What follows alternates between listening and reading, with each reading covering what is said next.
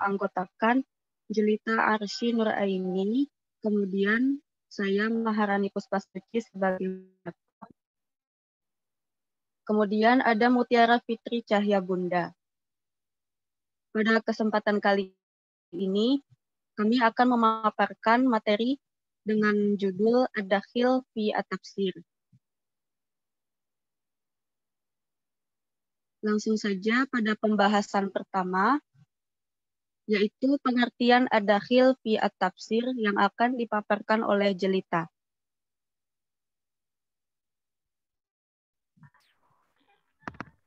Baik, terima kasih moderator atas waktunya. Yang pertama, pengertian ad-dakhil fi tafsir.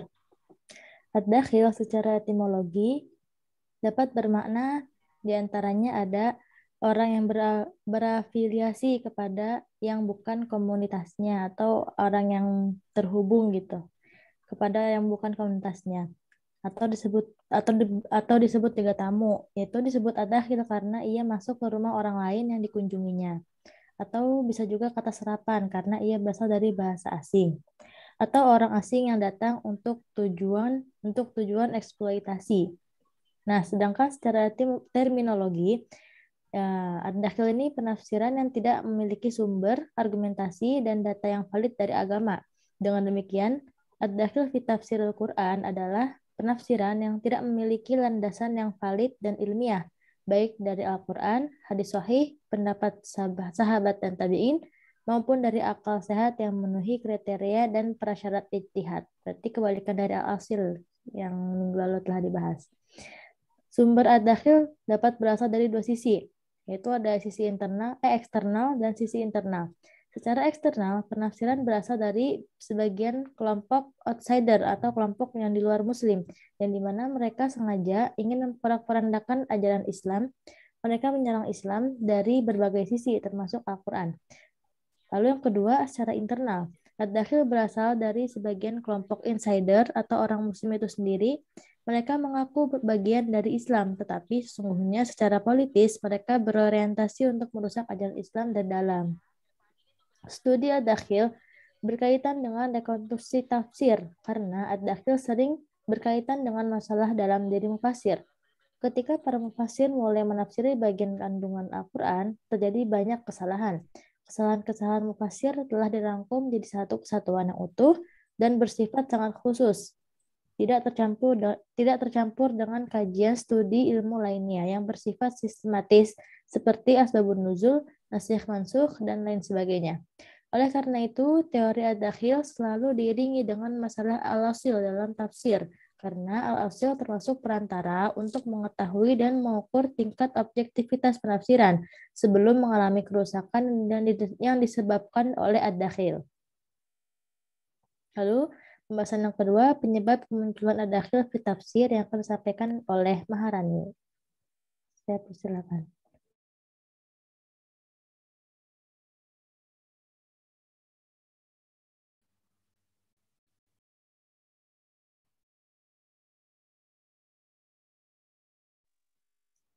Sepertinya kendala sinyal.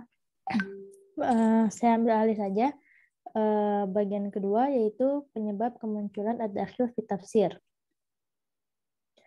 Proses masuknya ad-dakhil dalam tafsir Al-Quran paling tidak melalui dua jalan.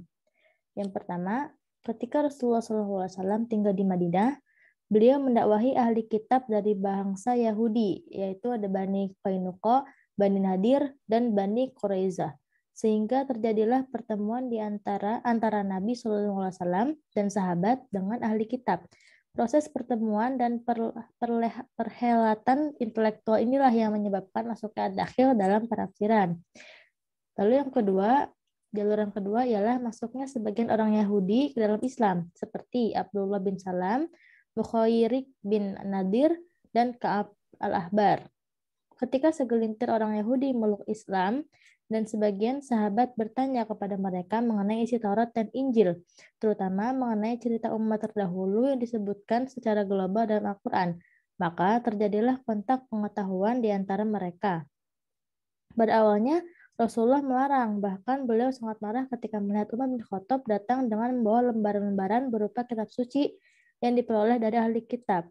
Tapi seiring perjalannya waktu dan penyebaran Islam ke seluruh penjuru Madinah dan di sekitarnya, Rasulullah pun akhirnya mengizinkan sahabat untuk mendapati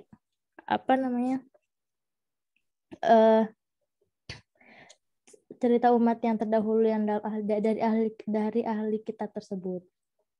Fenomena ad-dakhil dalam tafsir Al-Quran, khususnya ad-dakhil bil maksur yang berasal dari Israiliyat, terus berkembang seiring dengan perkembangan zaman. Adapun terkait dengan ad-dakhil dalam tafsir bir-ra'i, para ulama mencatat ada beberapa sebab yang turut mendorong masuk dan berkembangnya ad-dakhil bir-ra'i. Antara lain yang paling utama adalah pemahaman mufasir yang sangat subjektif. Nah, subjektivitas pemahaman penafsiran tersebut terjadi karena biasanya yang pertama tidak terpenuhinya syarat-syarat sebagai penafsir Al-Quran.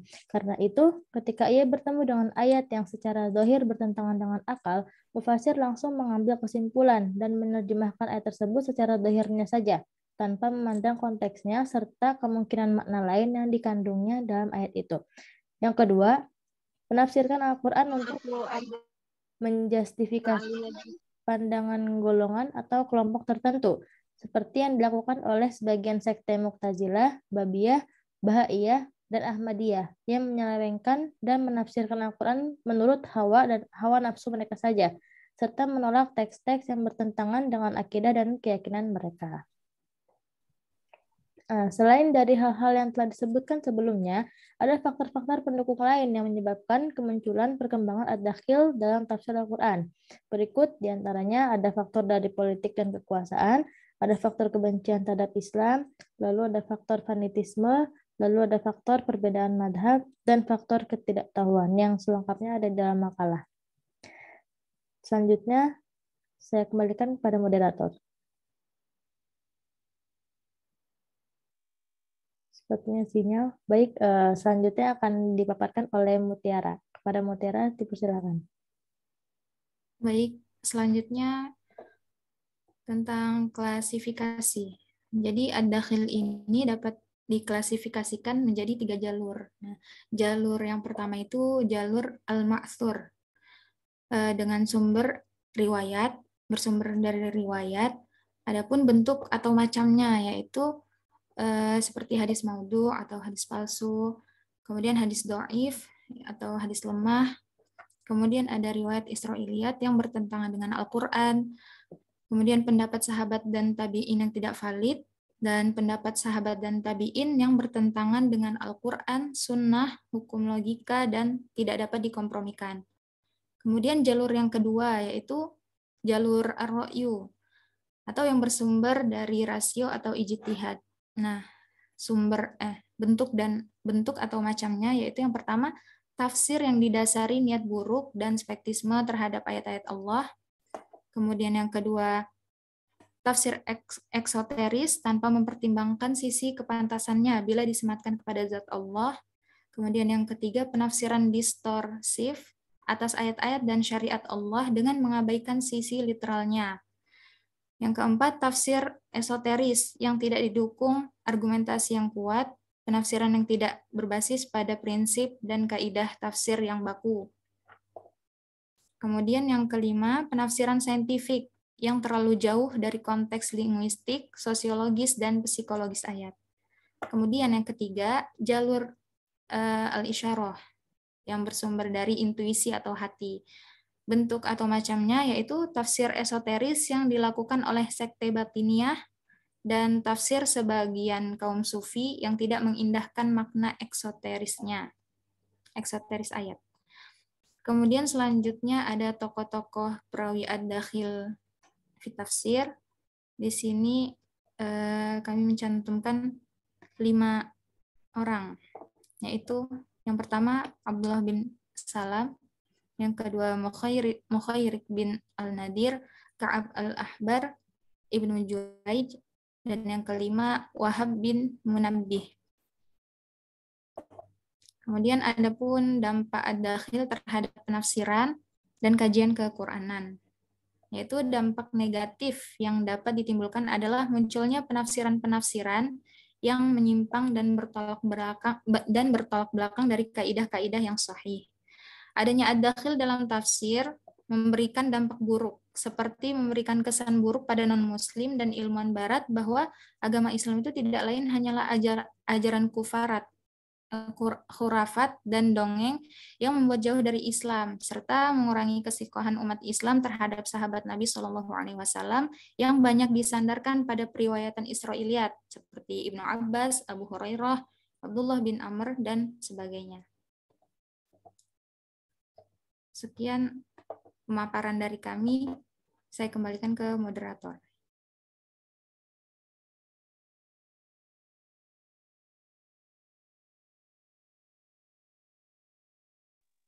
Baik teman-teman, selanjutnya adalah sesi diskusi atau tanya jawab. Bagi teman-teman yang ingin bertanya atau yang ingin menambahkan, kalian persilahkan.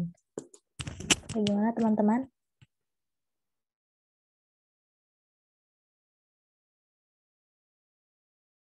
Bismillah, izin bertanya, Mia. Iya, Mia. Ya, Oke.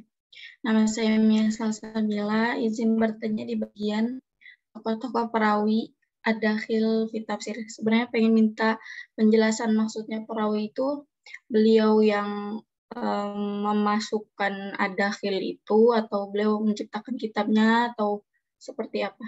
Itu ya. Bagaimana bisa dipahami makalah?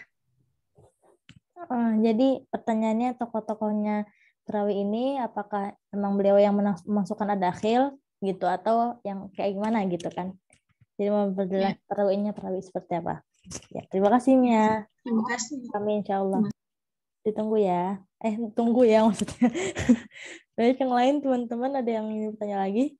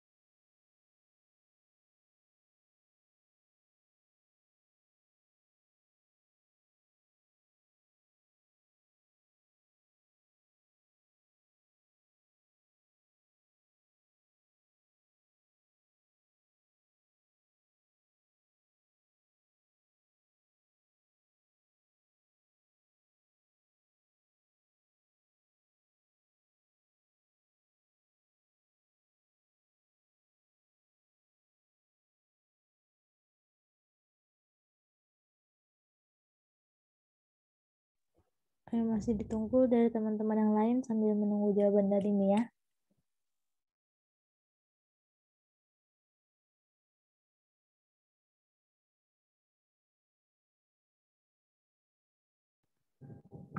Makalah, izin bertanya. Baik, Kak Anis ya?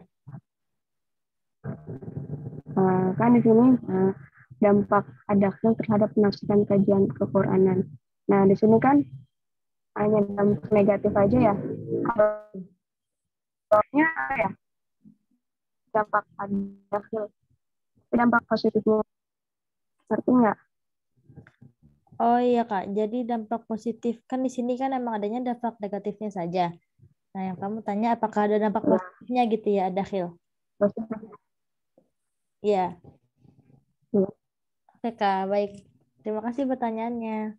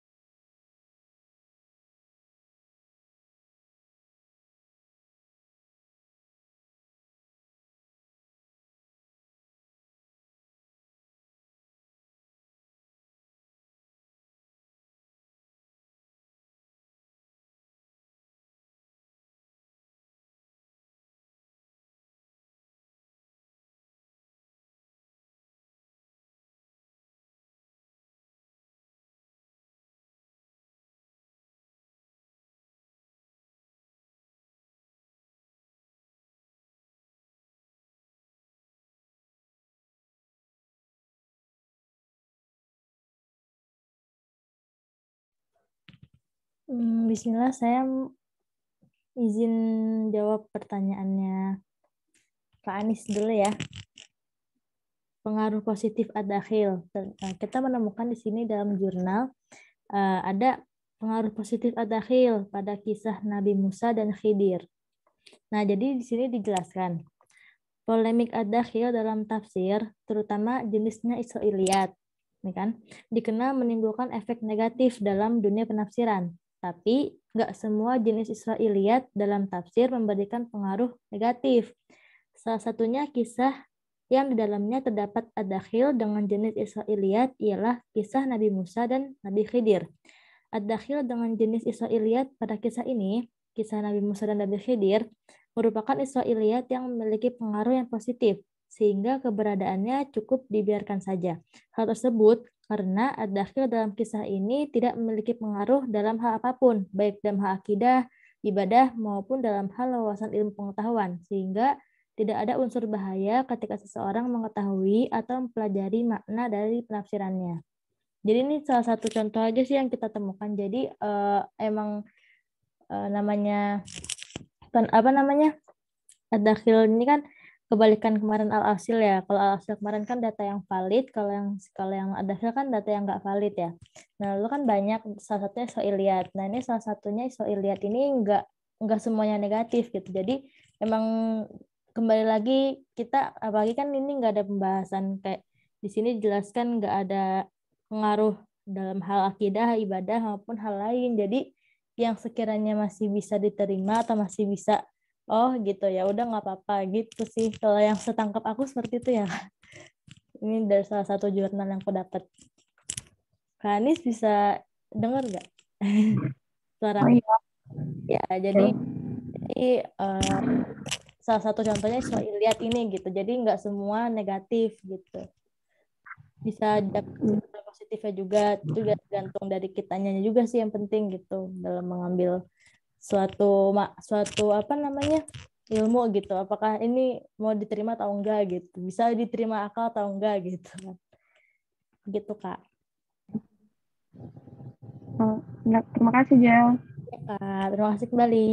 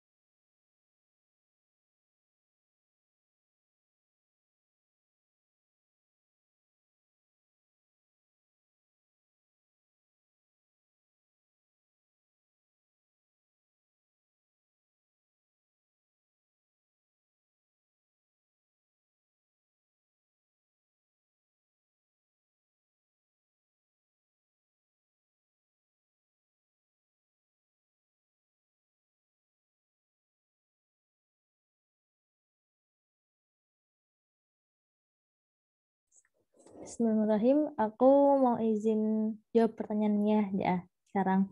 Jadi kan tadi Mia tanya itu tokoh-tokoh perawi yang ada di makalah tadi, apakah itu beliau yang masukkan ad-dakhil atau gimana? Nah, jadi yang kita dapatkan dari beberapa artikel ternyata dan juga didapati oleh makalah sendiri, itu tuh tokoh-tokoh yang kita sebutkan itu adalah orang-orang yang masukkan Israiliyat, riwayat Israiliyat itu kayak tokoh tadi Abdullah bin Salam, terus Ibnu Juraij itu ya. Nah, itu mereka yang memasukkan riwayat-riwayat Israiliyat gitu.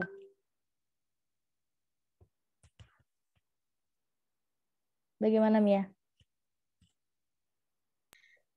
Jadi yang ininya ya, maksudnya terkenal tokoh beliau yang memasukkan perawi itu yang punya yang memasukkan ad-dakhilnya gitu ya ke dalam tafsirnya itu. Yang fokusnya Israiliyat kan tadi ada masalah satunya ada Israiliyat kan di ad-dakhil. Nah, ini perawi-perawi yang masukkan Israiliyat begitu. Dalam tafsir. Terima kasih Pemkalah. Ya, terima kasih Mia, terima kasih kembali. Bagaimana teman-teman yang lain? Apakah masih ada pertanyaan? Mungkin kalau tidak, kami alihkan ke Bapak.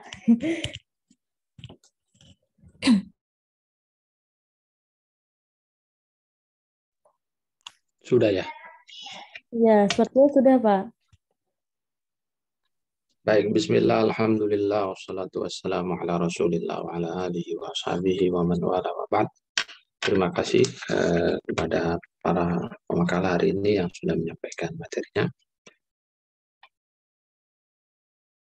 Beberapa tambahan ya mengenai apa yang sudah disampaikan. Yang pertama terkait dengan definisi, tadi sudah disampaikan dengan baik. Ingin saya tegaskan kembali bahwa ad-dakhil ya ini lawan daripada al-asil yang kemarin sudah kita diskusikan bersama ya. Jadi kalau al-asil itu sesuatu yang valid, yang otoritatif ya, data-data yang otoritatif karena bisa dipertanggungjawabkan tingkat validitasnya, sementara ad-dakhil itu adalah yang infiltratif ya, infiltratif. Saya sebut infiltratif ya karena datanya itu kan disusupkan atau dimasukkan oleh mufassir ke dalam kitab-kitab tafsir. Gitu. Karena itu saya terjemahkan ad-dakhil itu dengan kata infiltration ya, penyusupan, peresapan atau rembesan ya. Sebenarnya kata infiltrasi itu seringnya digunakan dalam konteks peperangan gitu ya. Nah, tetapi kita gunakan untuk menerjemahkan kata ad-dakhil. Walaupun selain dari makna infiltrasi, sebenarnya dakhil itu ya kalau makna dasarnya kan dakhola ya, masuk ya, jadi lebih umum sebenarnya. Tapi karena mengikuti wazan fa'il yang kemarin sudah saya jelaskan, maknanya bisa fa'il, bisa maf'ul gitu ya. Yang lebih banyak ya bimakna maf'ulnya. Jadi sesuatu yang tadi disusupkan, dimasukkan oleh mufassir ke dalam kitabnya. Disebut dengan ad-dakhil atau al-madhul, sesuatu yang dimasukkan, ya seakan-akan memang data ini tidak menjadi bagian dari ayat yang sedang ia tafsirkan, tetapi dipaksakan masuk. Nah, apakah dalam proses memasukkan data-data yang tidak bisa dipertanggungjawabkan ini dilakukan secara sadar atau tidak? Nah, ini menjadi bagian kita untuk menganalisanya, karena penulis itu biasanya kalau mendapatkan data ya kadang-kadang sempat untuk memverifikasi, kadang-kadang sering tidak sempat gitu ya. Karena harus memasukkan sekian target, halaman, dan lain-lain, sehingga kadang-kadang dia ketemu data dimasukkan dulu dengan harapan setelah itu dibaca ulang dan baru diperiksa apakah data-data yang tadi dia kutip lalu dia masukkan itu menjadi bagian yang bisa dipertanggungjawabkan atau tidak keabsahannya. Nah, karena ternyata setelah selesai dia nulis, halamannya sudah ratusan bahkan ribuan, dia lupa dan sudah tidak sempat lagi untuk membaca ulang. Nah, ini aspek teknis kadang-kadang juga berpengaruh, sehingga apa? Data-data yang tadi asal dimasukkan ya itu kemudian belum terverifikasi lalu sudah dinaik cetak ya. Sehingga kemudian baru dilakukan verifikasi oleh orang lain melalui studi kritis semacam ini. Itu pertama ya terkait dengan makna dahil. Jadi sekali lagi kalau Anda mendengar makna dahil, biar mudah diingat, ini lawan dari al-asil. Al-asil kemarin kata kuncinya adalah tafsir-tafsir yang valid, yang otoritatif. Ya, sementara kalau dahil itu adalah tafsir atau sumber data tafsir yang tentu kesebalikannya, yaitu yang tidak otoritatif, atau dalam bahasa yang lain adalah yang infiltratif, gitu ya, yang dimasukkan oleh penulis atau siapapun itu ke dalam penafsiran ayat-ayat Al-Quran. Padahal data itu tidak dapat dipertanggungjawabkan. Nah, pertanyaannya kemudian adalah, kenapa data-data yang tidak otoritatif atau yang tidak dapat dipertanggungjawabkan tadi bisa masuk ke dalam dunia penafsiran Al-Quran? Jadi tentu penyebabnya bisa bermacam-macam ya. Antara lain misalnya ya faktornya bisa banyak, mungkin karena kelalaian atau ketidaktahuan. Kemudian juga bisa jadi karena sengaja memang mufasirnya ingin memasukkan data itu, atau bahkan bisa jadi data itu dianggap otoritatif oleh penulisnya di era itu. Tapi dalam perkembangan kemudian, ketika kita mengkaji dan membaca data yang sama, yang dulunya dianggap otoritatif, ternyata oleh kita sekarang dianggap tidak lagi otoritatif, tidak lagi relevan karena perubahan zaman. Nah, tafsir yang sering saya sampaikan ya, itu contoh tafsirnya Ibnu Jarir ketika memaknai ayat nusyuz ya. Jadi wahjuruhunna fil madaji' itu kan beliau menghadirkan sekian banyak versi makna plus riwayat-riwayat. Lalu di akhirnya beliau memilih. Ini kebiasaan Imam Ibnu Jarir, sekedar satu versi pemahaman tapi banyak pemahaman. Beliau juga menghadirkan sekian banyak versi pemaknaan makna wahjuruhunna itu apa gitu ya. Nah, dari sekian banyak makna berikut riwayatnya itu beliau memilih. Nah, kalau sudah memilih berarti beliau menganggap pilihannya itulah yang rajih, itu yang kuat. Wahjuruhunna fil madaji'. Wahjuruhunna itu beliau pilih makna yang mengatakan bahwa itu sama dengan al-hijar ya, hajrul ba'ir. Jadi kalau orang Arab pada zaman dulu lagi menggembalakan binatang ternaknya, unta misalnya, lalu salah satu di antara unta itu ada yang nakal, tidak mau nurut bersama dengan rombongan unta yang lain, dia lari jauh gitu. Lalu penggembalanya biasanya mencari dan ya mungkin marah ya, khawatir hilang atau khawatir dicuri orang atau khawatir nanti dimakan serigala karena dia keluar dari rombongan unta-unta atau gembalaannya yang lain. Sehingga langsung ditangkap, dibawa, lalu diikat kepalanya, diikat ke kaki depannya. sehingga dia tidak bisa mendongak ke atas, dia tetap merunduk ke bawah, tidak bisa kemana-mana. Nah, itu dalam tradisi bahasa Arab disebut dengan al-hijar, gitu, aktivitas mengikat leher atau kepala unta ke bagian kaki depan, ya, itu disebut dengan al-hijar. Makanya dikenal dengan hajrul ba'ir. Nah, makna ini yang dipakai dan dipilih oleh Ibnu Jarir untuk memaknai wahjuruhunna fil madajah. Sehingga makna tafsiran dari wahjuruhunna fil madajah dalam tafsir At-Tabari itu berarti wa akrihuhunna.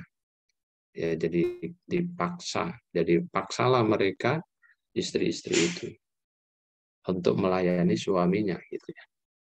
Wadribuhunna. Nah, kalau nggak mau dipaksa, ya bila perlu dipukul. Nah, ini kan kalau dibaca data ini dengan versi pembacaan perempuan hari ini, itu sudah melanggar hak asasi para istri, gitu ya. Istri juga manusia sebagaimana lelaki. Ya, kalau tidak mungkin untuk melakukan hubungan suami istri karena sakit dan lain sebagainya, suami tidak boleh semena-mena, gitu ya. Sehingga penafsiran Ibnu Jarir belakangan dikritik orang, dianggap tidak lagi relevan. Mungkin di zaman beliau dulu, di abad keempat Hijriah, perlakuan seperti itu dianggap sesuatu yang bisa diterima oleh masyarakatnya dan maklum-maklum saja. Karena memang struktur sosiokulturalnya mengizinkan itu.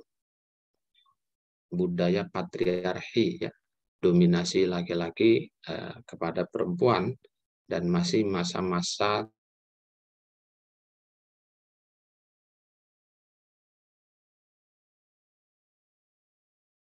tentang kesamaan makhluk di hadapan Tuhannya, baik laki-laki maupun perempuan.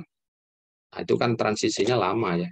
Dulu perempuan dianggap sesuatu yang tidak ada harganya, diperjualbelikan dan lain-lain. Nah, sehingga kalaupun dianggap setara dengan laki-laki dalam statusnya sebagai hamba Tuhan, itu kan butuh proses panjang, dan di abad-abad 4 itu ya sistem perbudakan masih ada, gitu ya. Dan rata-rata budak itu ya dominannya adalah kaum perempuan, sehingga kalaupun Ibnu Jarir memilih makna itu di zaman itu mungkin relevan dan dianggap otoritatif pilihannya itu, dengan segenap argumentasi yang dihadirkan dari riwayat-riwayat yang ada. Tapi kalau dalam konteks hari ini tentu tidak lagi otoritatif. Makanya sebagian memasukkannya menjadi tafsir yang ad-dahil. Jadi bisa jadi dulunya asil, tapi hari ini berubah menjadi dahil. Itu juga menjadi salah satu sebab, ya. Jadi tidak lagi relevan, ya, karena perubahan zaman dari satu periode ke periode yang lain. Faktor-faktor lain juga ada, ya. Tadi disebut misalnya karena kebencian, ya, kepada ajaran Nabi Muhammad, lalu dia masukkan data-data berupa katakanlah riwayat palsu, misalnya tentang Qissatul Qoronik. Itu dalam kitab-kitab tafsir klasik banyak disebutkan, ya, kisah tentang Al-Qoronik. Al-Qoronik itu Qornuk itu sejenis burung, ya, mirip, kalau di Indonesia mungkin mirip burung pelikan, ya, yang putih itu, binatang air, burung air yang tinggi itu. Nah, itu oleh orang Arab kuno itu dijadikan patung sesembahan karena dianggap dan dipercayai dapat mengantarkan puji-pujian dan doa mereka kepada Tuhan, karena kan bisa terbang dia ke atas itu. Ini kepercayaan agama-agama purba, ya. Makanya dipercaya sebagai patung-patung yang dijadikan sesembahan. Nah, itu ada di dalam kitab-kitab tafsir, ya, dimasukkan, dan kemudian diceritakan dari generasi ke generasi sampai ke generasi tadwin, ya, ke era para mudawwinut tafsir. Era abad-abad ketiga itu sudah asrut tadwin, kan, era kodifikasi ilmu-ilmu termasuk ilmu tafsir. Jadi ketika surat Al-Hajj ayat 52, wa ma arsalna min qablika mir rasulin wala nabiyyin illa idza tamanna alqas syaitanu fi umniyati, di antara sebab nuzul yang dilansir oleh para mufassir itu cerita Al-Qur'anik tadi. Ya. Jadi yang melatar belakangi munculnya turunnya Al-Hajj 52 ini adalah kisah Qur'anik. Nah, isinya ya secara umum ketika Nabi sedang betul-betul pada puncak kegalauan karena mendapat intimidasi, penolakan, dan hal-hal yang menyakitkan dari umat beliau, kaum Quraisy. Beliau kemudian duduk sambil merenung di dekat Darun Nadwah, tempat berkumpulnya pembesar-pembesar Quraisy pada waktu itu. Kemudian tiba-tiba Nabi mendapatkan wahyu berupa surat An-Najm itu, afara'aitumul Lata wal Uzza wa manata tsalitsatal ukhra. Ya, sampai pada ayat ini, ayat ke-20 ini, tiba-tiba lisan Nabi berucap tilkal gharaniqul ula wa inna syafa'atahunna laturtaja. Nah, mendengar lantunan ini langsung kaum kafir Quraisy senang, gitu ya. Wah, ternyata Muhammad mengakui Tuhan-Tuhan kita dan menyebutnya sebagai Tuhan yang dinanti-nanti syafaat atau pertolongannya. Nah, jadi maka sehabis sholat itu semua bergembira, ya, terutama orang-orang kafir Quraisy senang karena Tuhan mereka disebut-sebut oleh Nabi dalam dalam rangkaian surat An-Najm. Nah, mendengar ini setelah selesai sholat itu, Jibril datang kepada Nabi dan menegurnya, kira-kira ya terjemahan bebasnya, wahai Muhammad, kenapa engkau melantunkan ayat yang tidak pernah aku sampaikan kepadamu? Kenapa engkau membacakan ayat yang tak pernah diwahyukan oleh Tuhan kepadamu? Nah, mendengar teguran ini, kemudian Nabi merasa sedih, menyesal, dan takut, ya. Nah, saat itulah turun Al-Hajj 52 tadi, wa ma arsalna min qablika mir rasulin illa wala nabiyyin illa idza tamanna alqas syaitanu fi umniyati. Nah, cerita tadi kita dapatkan dalam kitab-kitab tafsir klasik, tapi statusnya oleh para ulama digolongkan sebagai riwayat yang maudhu', yang hoax, yang palsu, ya, baik dari jalur sanadnya maupun dari jalur matannya.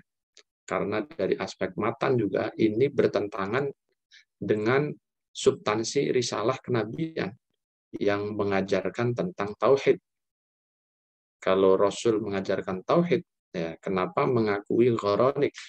Gharanik itu kan sesembahan selain Tuhan. Berarti ini bertentangan dengan substansi ajarannya sendiri. Tidak mungkin.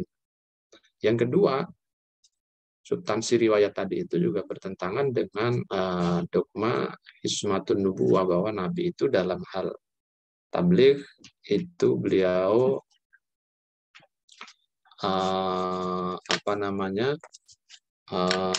maksum, ya. Maksum itu artinya ya terjaga, tidak mungkin melakukan kesalahan. Kemudian nah, ini dikritisi oleh para ulama riwayat ini, dan diberikan status sebagai hadis yang palsu.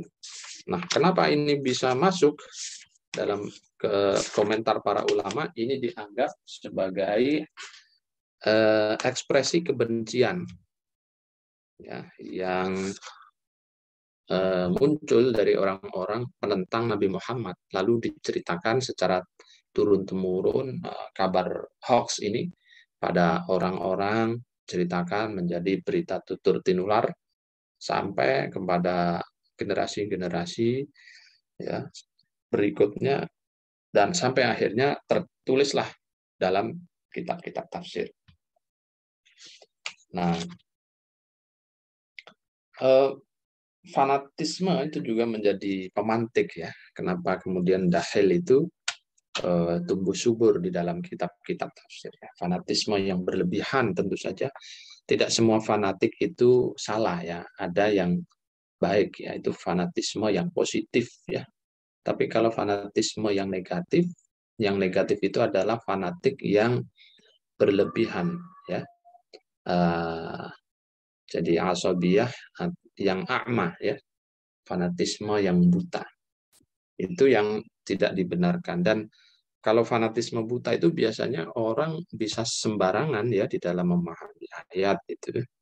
Dan itu membahayakan dia tidak saja bagi orang yang fanatis, tetapi juga orang lain yang membaca karya dari si fanatis buta ini gitu. Nah, contohnya banyak dalam kitab-kitab tafsir misalnya ya tentang penafsiran pada qauluhu ta'ala innama waliyukumullahu wa rasuluhu walladzina amanu alladzina yuqimunas salata wa yutuna zakata wa hum raki'un.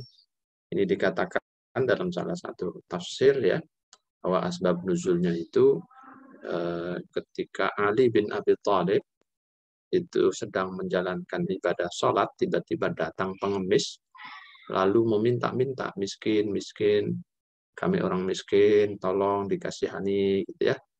Nah, saat posisi rukuk, Sayyidina Ali menjulurkan tangannya yang di situ ada cincin beliau untuk kemudian diambil oleh si pengemis tadi. Nah, karena perilaku Ali yang begitu penderma, ya saat sholat pun beliau masih berbagi, ya maka turunlah ayat innama waliyukumullahu wa rasuluhu al-ayah dalam Al-Maidah 55 itu. Nah, tentu cerita ini walaupun ada dalam kitab tafsir tapi dianggap sebagai cerita yang tidak bisa dipertanggungjawabkan dan dikategorikan sebagai riwayat yang berasal dari al-muta'assib ya, fanatisme yang berlebihan kepada Ali, kepada Ahlul Bait ya, Sayyidina Ali. Kita fanatik dan mencintai Nabi dan Ahlul Baitnya, tetapi tidak sampai berlebihan. Karena kalau berlebihan itu bisa lupa daratan gitu ya. Makanya ada ungkapan itu ahbib habibak haunama, cintailah kekasihmu ya sedang-sedang saja ya.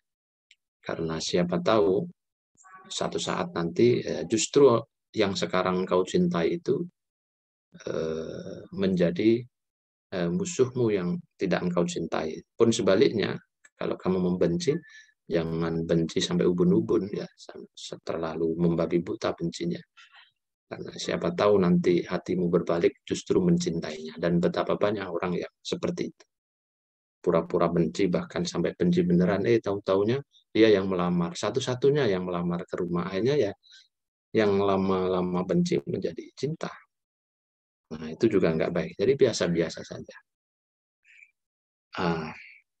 Nah, ini ta'assub yang berlebihan karena cintanya yang membabi buta sehingga sampai hadir riwayat yang seperti ini dan ada di dalam kitab tafsir. Karena itu dinilai oleh para ulama ini adalah masuk dalam kategori data yang dahil ya, yang infiltratif, tidak bisa dipertanggungjawabkan baik dari sisi sanad maupun matan. Jadi matannya itu dianggap bertentangan karena apa? Dalam tata cara bersolat itu orang kan kemudian cara sholatnya harus khusyuk dan konsentrasi ya kepada al-ma'bud Allah Subhanahu wa taala. Bentuk kehusyuan dan ketumakninaan dalam tata cara sholat itu adalah tidak melakukan gerakan-gerakan yang terlalu ekstrim. Itu berarti dalam hati dan pikirannya tidak lagi Tuhan yang dipikirkan, tetapi makhluk Tuhan. Nah, padahal dia sedang menyembah Tuhan, yang menyembah Al-Ma'bud, Allah Subhanahu wa Ta'ala. Coba bayangkan, masa sekelas Sayyidina Ali, lalu sholatnya yang diingat justru manusia yang sedang meminta-minta itu, bukan Allah. Kan itu agak mustahil gitu ya. Lalu tangannya dijulurkan ke depan, lagi posisi ruku, kan kayak senam jadinya ya. Gerakan satu ke bawah, satu ke muka. Kalau Anda senam di pesantren itu ada instrukturnya, saya lihat kemarin di IG-nya itu. Itu kan tangannya ke depan, ke belakang gitu ya. Iya, Pak. Nah, itu kan agak lucu riwayatnya akhirnya. Sehingga dikomentari ini secara matan muskil gitu ya. Karena muskil lalu ditelisik sanadnya, nah sanadnya ternyata ada keterputusan. Nah, sehingga dikategorikan ad-dakhil. Nah, ini contoh-contoh ya betapa kemudian ta'assub dan cinta berlebihan itu juga tidak baik. Ikhtilaful madhab juga demikian ya. Ikhtilaful madhab itu juga bisa memantik dan menjadi penyemai tumbuh kembangnya ad-dakhil. Jadi kadang-kadang satu madhab kita tidak mau muqaranatul madhab, lalu menyalah-nyalahkan madhab yang lain, kafir-kafirkan madhab yang lain. Itu juga tidak baik ya. Nah, madhab itu kan hasil ijtihad ya, sehingga ya kita hormati saja. Sebagaimana dulu guru-guru dan para imam-imam madhab menghormati satu sama lain. Nah, kalau dalam konteks dunia penafsiran, apakah ada? Banyak sekali. Kalau Anda masuk dalam tafsirnya Abu Bakar Al-Jassos, Abu Bakar Ar-Razi, yang dikenal dengan Al-Jassos, karena beliau ini ta'assub kepada madhab Hanafi, Tulen ya, maka dalam Ahkamul Quran beliau sering sekali mengolok-ngolok Imam Syafi'i.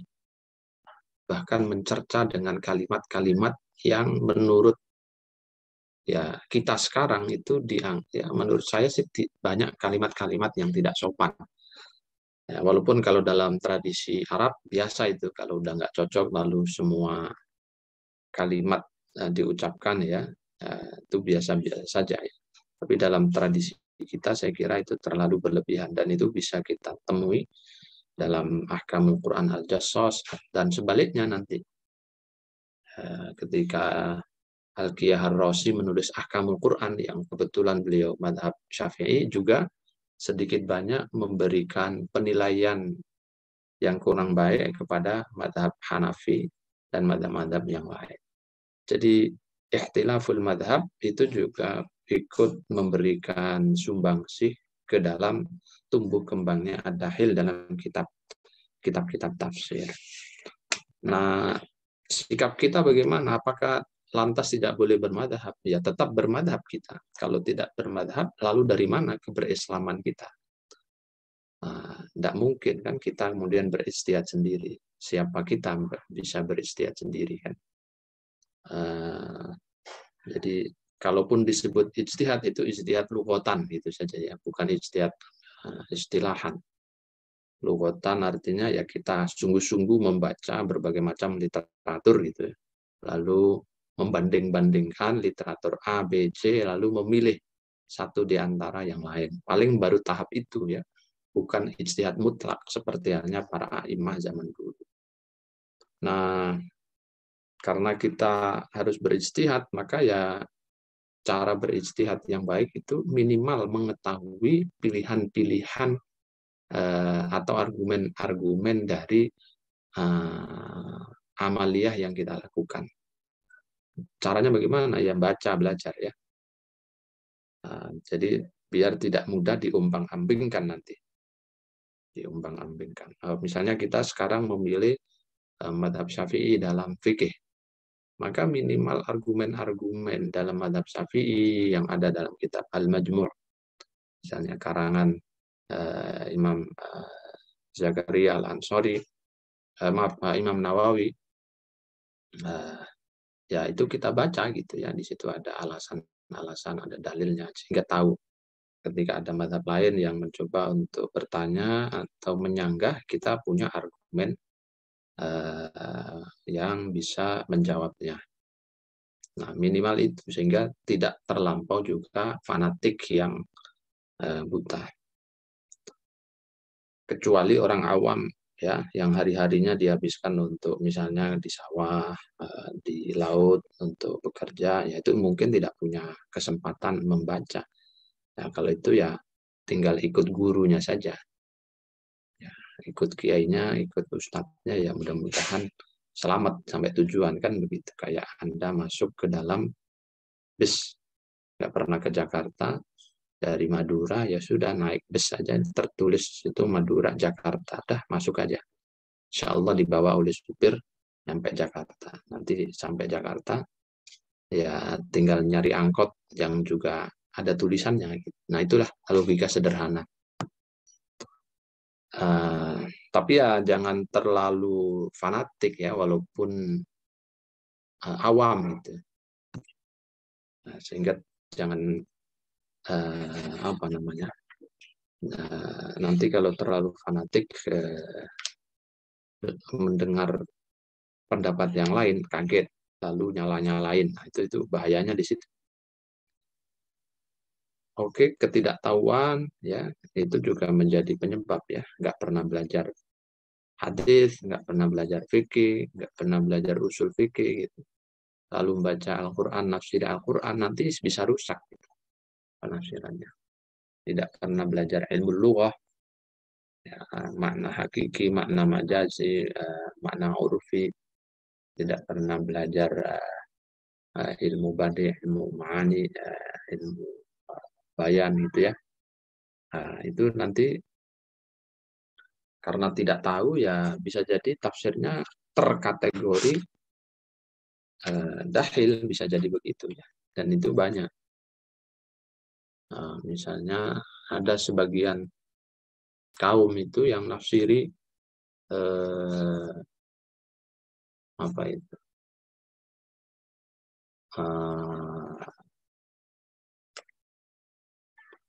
Lafaz apa? Salsabila ya, salsabila. Ainam fiha tusamma salsabila ya kan? Katanya salsabila itu dua suku kata, yaitu sal dan sabila gitu. Sal itu fi'il amar dari kata is'al. Kan memang bisa is'al lalu bisa dibaca sal ya. Hamzanya di apa namanya? Dihilangkan karena apa? Likathratil isti'mal gitu ya, karena sering digunakan, sehingga sal Bani Israel aslinya ya is'al Bani Israel. Jadi sal, mintalah sabilan, jalan ya. Jadi itu dianggap dua suku kata. Nah, ini setelah ditelusuri dari ilmu bahasa dan lain-lain, ternyata ini pendapat dari orang yang kurang mumpuni dalam konteks ilmu lughah. Karena itu kemudian memaknainya dengan seperti itu. Dan kalau dibandingkan dengan tafsir-tafsir lain, ya salsabila itu tidak ada yang memaknai seperti itu. Salsabila itu dimaknai satu kata gitu, dan itu akhirnya dipahami sebagai sebuah nama gitu ya, nama sumber mata air di surga nanti. Jadi bukan dua suku kata is'al dan sabila, bukan itu. Kenapa kalau ada yang pendapat itu dari dua suku kata? Ya karena ketidaktahuan.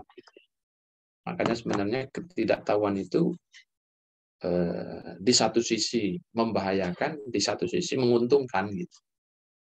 Membahayakan ya seperti tadi yang saya contohkan, tapi kadang-kadang menguntungkan. Ya, karena apa? Karena orang nggak tahu itu kadang-kadang nggak ada hukumnya. Ya, Anda bunuh orang, misalnya. Setelah dibunuh, lalu ditangkap polisi. Kenapa kamu bunuh? bukankah membunuh itu haram? Loh, saya nggak ngerti Pak kalau membunuh itu haram. Ya. Kalau nggak ngerti nggak ada hukumnya. Dia rufi'al qalam, ya, ma'fun, kecuali pura-pura. Nah, itu kalau pura-pura ya beda soal ya. Itu hal-hal yang menjadi faktor pemantik tumbuh kembangnya ad-dakhil tafsir. Ya. Kalau macam-macamnya ya tadi sudah disebut, ada yang dari jalur ma'thur atau naql, ada dari jalur ra'yi atau aql, ijtihad, ya, atau yang ketiga ada jalur isyarah, intuisi atau dzauq. Nah, masing-masing ada bentuknya ya. Misalnya yang bentuk dari jalur tafsir bil ma'thur atau bin naql, riwayat, itu ada Israiliyat, tapi tak semua Israiliyat gitu ya. Tapi Israiliyat tertentu saja. Yang mana nanti di pertemuan lanjutannya kan ada kita bahas khusus Israiliyat. Mana-mana Israiliyat yang terkategori dahil, mana yang asil. Nanti ada indikatornya masing-masing. Hadis maudhu', kalau maudhu' pasti ya. Itu masuk dahil. Hadis dhaif atau lemah belum tentu ya. Kemarin sudah saya singgung.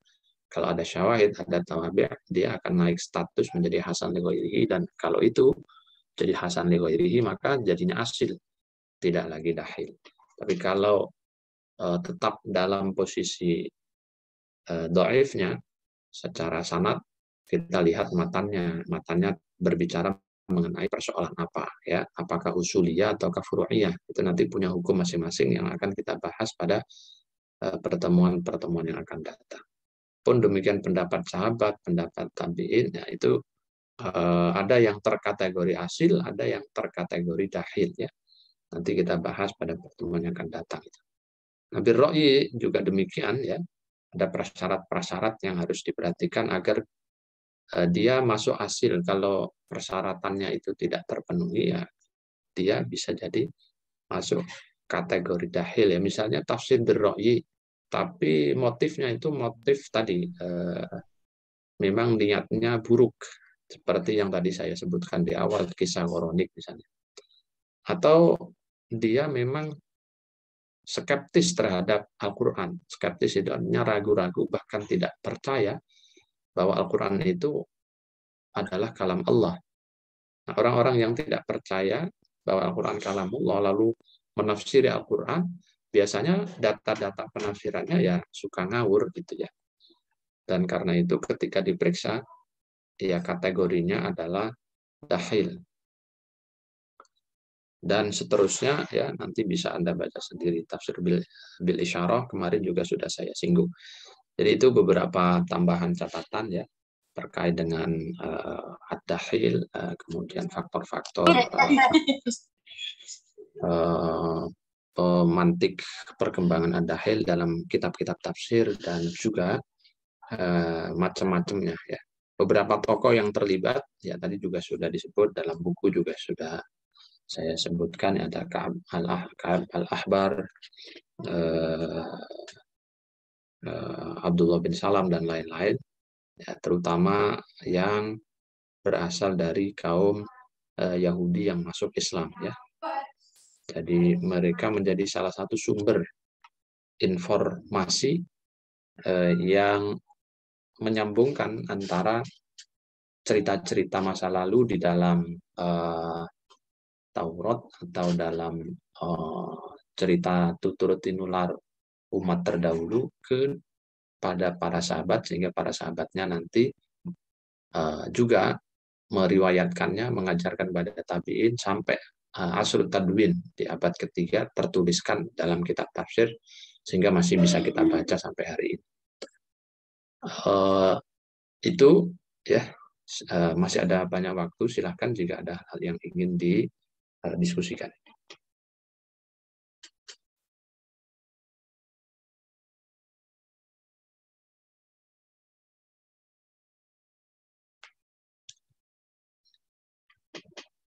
Halo, ada nggak?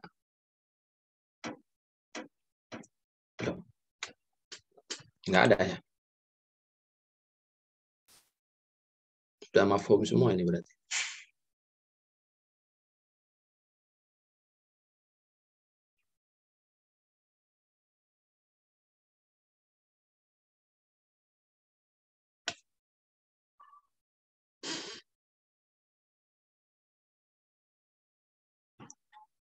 Cukup?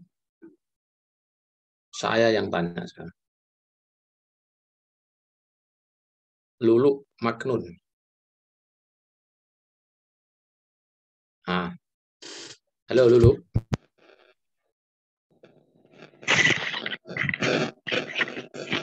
Hadir, Pak. Ya, coba dijelaskan apa itu ad-dakhil. Maknanya.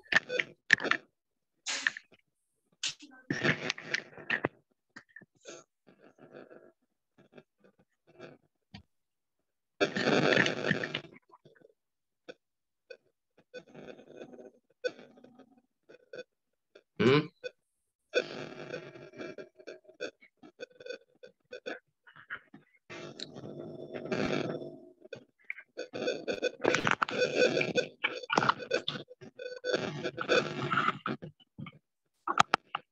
Ayo Lulu.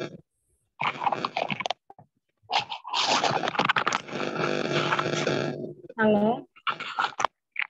Ya, ad-dakhil itu apa? Hadir, Pak.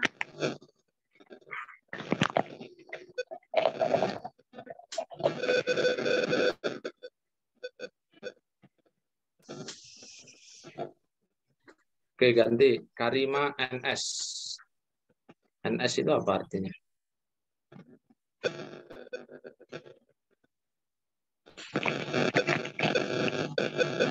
Karima? Ya, Lulu udah ganti Karima sekarang.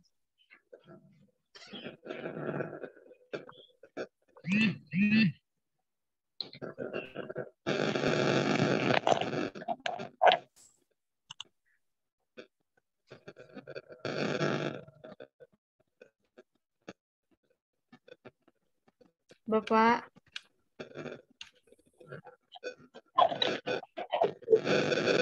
Bapak, Iya, Bapak, saya izin bertanya. saya tanya dulu ya. Oh iya, Tadi Pak. Karima mana Karima? Karima?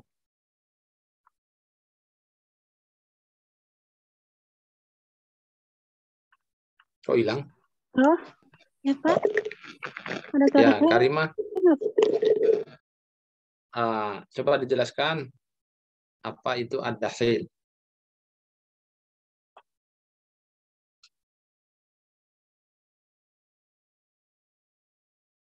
Ayo Karima.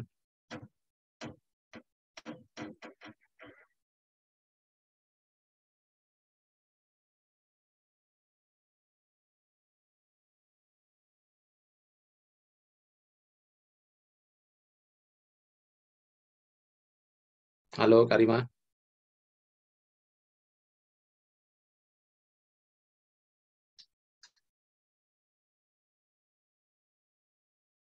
Iya Pak, ad-dakhil adalah suatu kritik tafsir, di mana sering berkaitan dengan masalah dalam diri mufasir.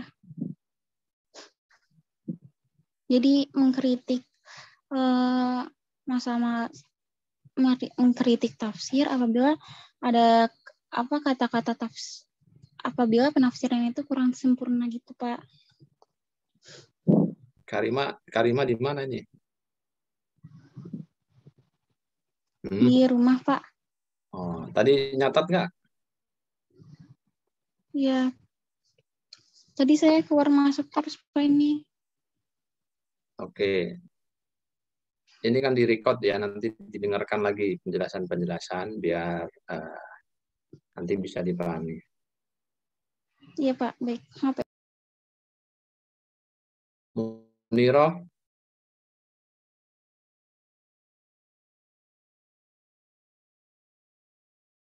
Halo?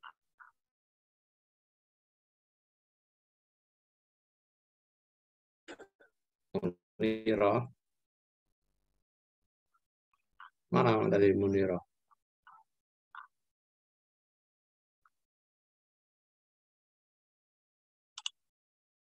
Muniro? Nggak respon. Muniro?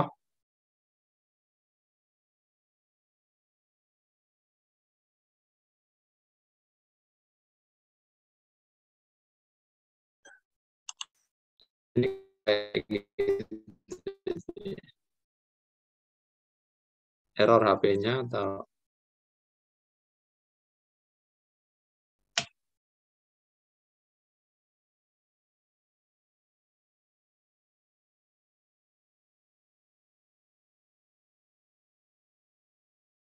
Oke, siapa yang bisa jawab? Apa itu ad-dakhil? Acungkan Saya tangan. mau coba jawab, Pak. Oke, Mutia. Mutia. Ya, Ya, Mutia. ad-dakhil itu sisipan penafsiran yang tidak sahih ya, Pak, yang tidak ada landasannya. Sisipan penafsiran dari ya, gitu, Pak. Yang tidak ada sumber ininya, Pak, sahihnya. Baik, terima kasih. Ada yang menambah? Saya Pak mau nambahin. Saya, Pak. Oke, Mutiara. Ad-dakhil itu yaitu infiltrasi yang berarti penyusupan atau data yang tidak valid, Pak. Sumber Baik. data tafsir yang tidak valid. Baik, ya. Infiltrasi penafsiran ya. Jadi data-datanya tidak valid, tidak otoritatif, tapi dimasukkan ke dalam kitab tafsir. Itu makna bahasanya. Oke. Selanjutnya, sebelum saya tanya, tadi siapa yang mau nanya ya? Kaisa ya tadi, mana? Iya Pak, Kaisa. Ayo Kai. Iya Bapak, sebenarnya ini saya mau nanya untuk pembahasan minggu depan karena saya pemateri. Jadi pertanyaannya pembahasan kajian kritis hadis maudhu'i dan doif itu, jadi kita ngerujuknya ke mustalahul hadisnya yang berkaitan dengan ciri-ciri hadis maudhu'i dan doif, atau kita ambil satu atau beberapa hadis yang dianggap doif atau maudhu'i untuk dikritisi, gitu Pak.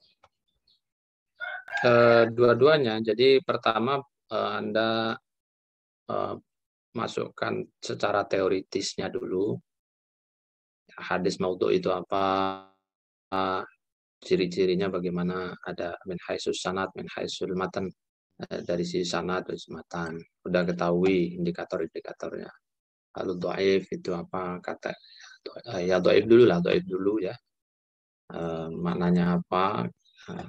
Kategori dhaif itu seperti apa, macam-macamnya ya. Baru maudhu' itu ya.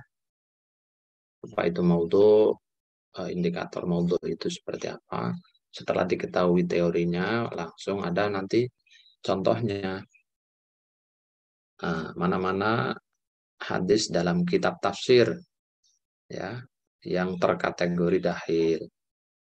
Nah, jadi Anda menghadirkan contoh hadis yang ada dalam kitab tafsir. Hadis A, hadis B, hadis C. Lalu Anda lakukan analisa kritis di situ dengan melihat sanadnya, melihat matannya, baru disimpulkan, oh ini termasuk dakhil, oh ini tidak termasuk dakhil. Nah, gitu nanti. Struktur makalahnya kira-kira seperti itu ya. Baik Pak, terima kasih. Baik, sama-sama. Oke, sekarang siapa ini yang mau saya tanya ini? Nadra, ada nggak Nadra? Ada Bapak. Kamu minggu kemarin sudah saya tanya ya? Sudah Bapak. Oke, mau ditanya lagi apa enggak?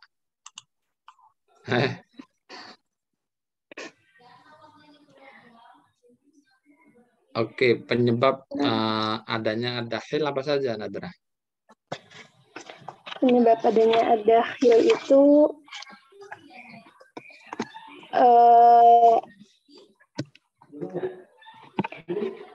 ada dua jalan, Bapak. Ada dua. Yang pertama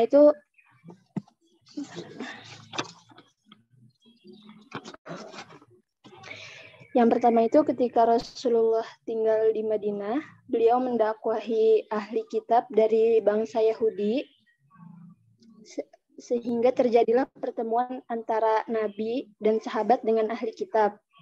Nah, proses pertemuan tersebut akhirnya menyebabkan masuknya ad-dakhil pada tafsir. Yang kedua itu masuknya sebagian orang Yahudi ke dalam Islam seperti Abdullah bin Salman, Abdullah bin Salam, Mukhairik ibnu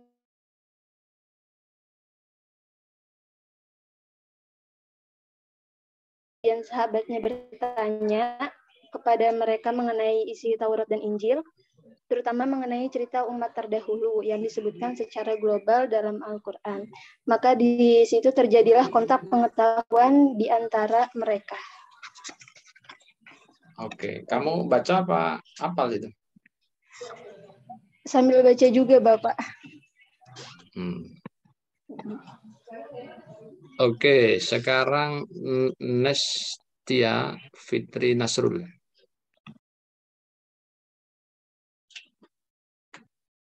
Nestia.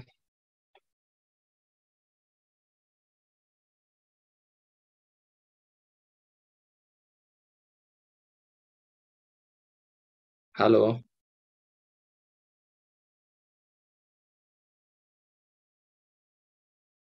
Halo Nestia. Kok nggak direspon di panggilannya?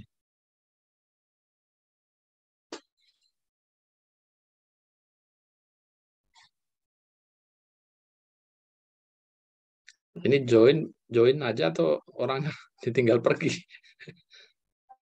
Halo Nestia. Panggilannya apa? Fitri, Nestia, atau Nasrul?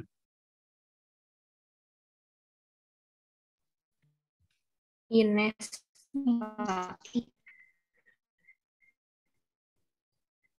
Oh, Ines. Ines. Mungkin salah manggil saya. Cara. Ini kuliah zaman modern.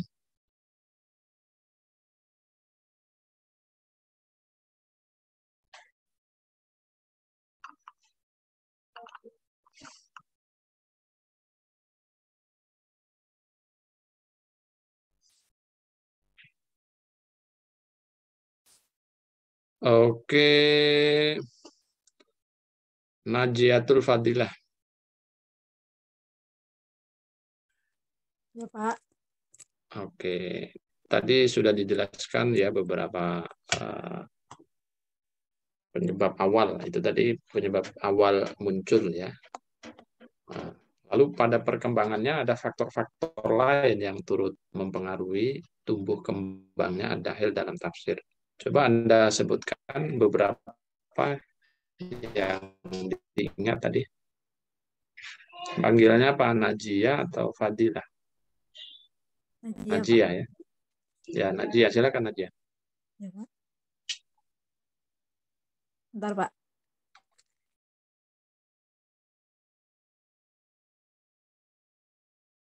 Kok malah kamu tinggal, aku dimatiin.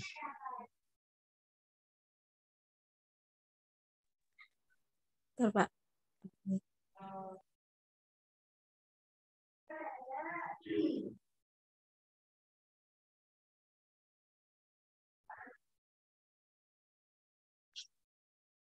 Ada berapa persen yang di pesantren?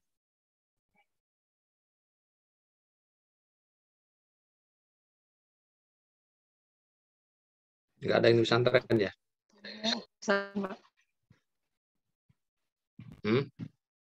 Ada Pak Konita, Pak. Saya di pesantren. Oh, Konita. Satu orang doang nih. Iya. Yang dari kelas ini. Pada sehat semua kan di pesantren ya? Nggak ada yang sakit kan? Insya Allah, Pak. Iya.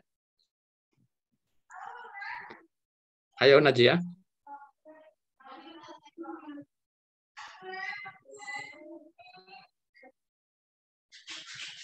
Apa saja faktornya?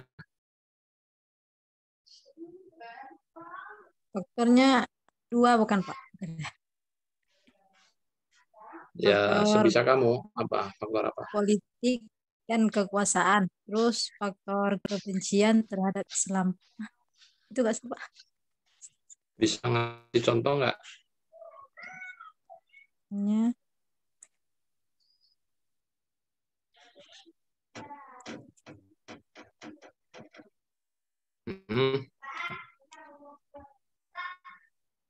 Bentar, Pak. Apa ya?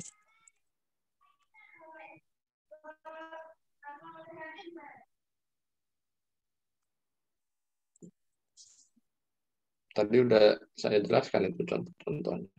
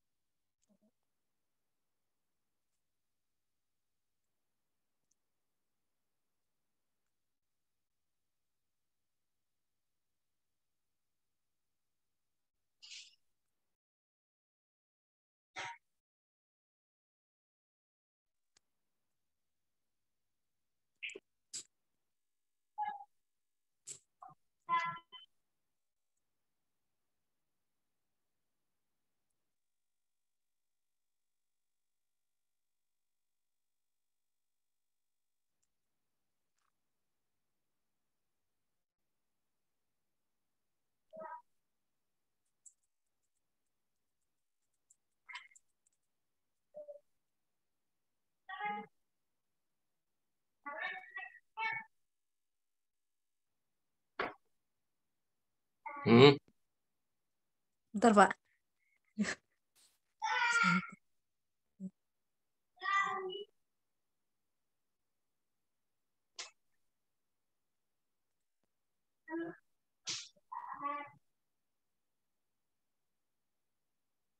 Contoh yang faktor politik dan kekuasaan itu kayak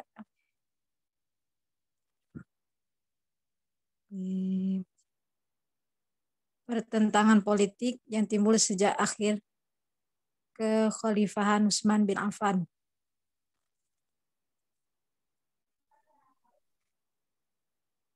Terus? Dan awal kekhalifahan Ali bin Abi Thalib.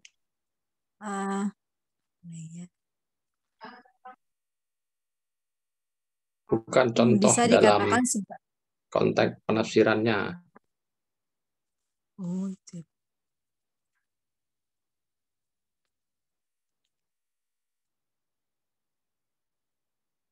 Contoh tafsir yang bermotif politis.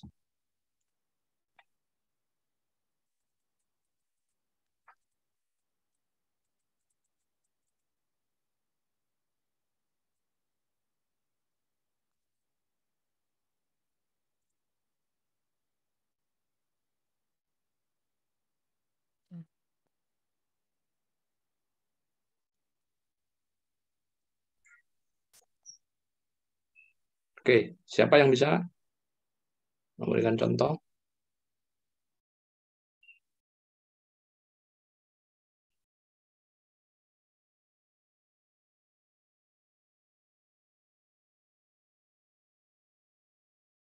Halo?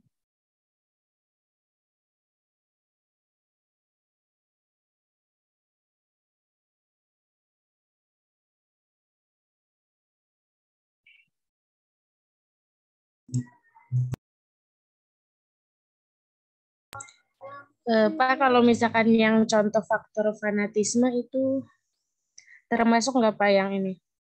Penafsiran sebagian kelompok Syiah terhadap surat Al-Maidah. Mereka mengatakan bahwa ketika Ali sedang sholat tiba-tiba datang seorang pengemis, maka Ali memberikan cincin kepada si pengemis itu. Nah, yang politik, yang faktor politik. Ya. Kalau politik di di surat Ar-Rahman.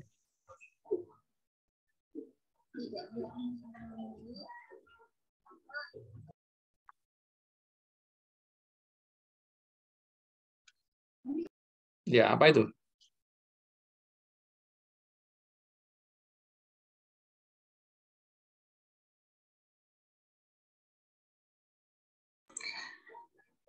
Syekh Rabi misal di Al-Lahab juga iya tim Pak menafsirkan ayat tabat yada abi lahabi wa tab, itu juga yang pertama Abu Bakar dan Umar.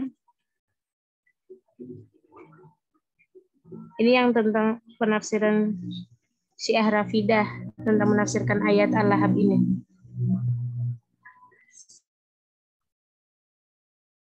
Apa itu? Motifnya apa motifnya?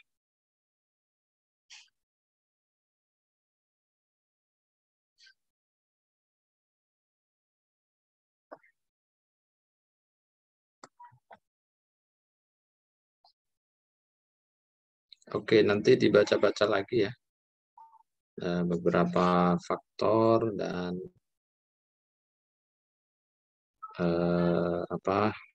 sekaligus contoh bagaimana perkembangan dan pergerakan ad-dakhil dalam kitab-kitab tafsir itu. Baik, saya kira cukup ya pertemuan hari ini. Saya harapkan semuanya perhatian ya terhadap materi yang sedang didiskusikan sehingga bisa dipahami dengan baik, sekaligus membaca dari buku-buku yang sudah tersedia itu, mencatat hal-hal yang urgent untuk dicatat. Demikian, dan saya minta tolong mengingatkan ke PJ-nya kembali untuk juga mengabsen secara manual ya. Terima kasih. Kita tutup dengan hamdalah alhamdulillahirabbil alamin wal afu minkum. Wassalamualaikum warahmatullahi wabarakatuh. Waalaikumsalam warahmatullahi wabarakatuh. Terima kasih banyak Pak. Terima kasih banyak Bapak.